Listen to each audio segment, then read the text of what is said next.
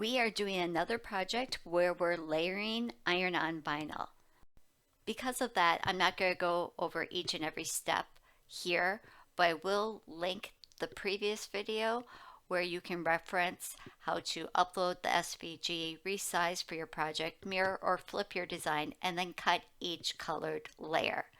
And then you will be all ready. Again, I am not going to go over those steps in this video.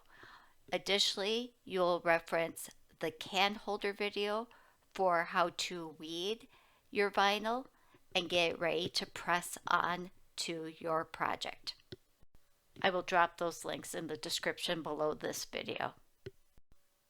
So for this project, we're putting the vinyl on a tote bag, or I used a canvas zipper bag. So I pressed this bag before I even started to apply the vinyl because I wanted to make sure I had a good smooth surface. Then I'm going to start to position things where I want them to figure out my layout.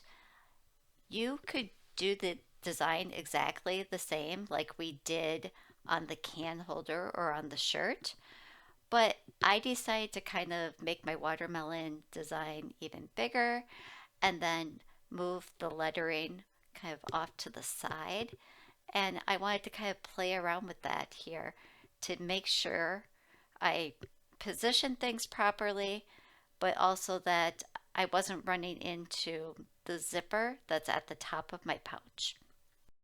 Once I'm happy with the layout, I'm going to hold down the carrier sheet on the pink watermelon and peel off the carrier for the black piece. So now I know this pink piece is exactly where I need it to position my entire project. So now I can take this to my heat press.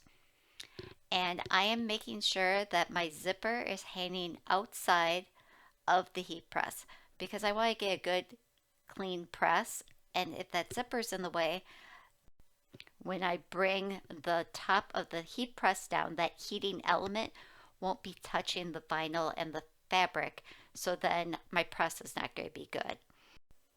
I could have also used a pressing pillow to put inside this pouch to raise it up, but I decided just to go easy and make sure my zipper's on the outside.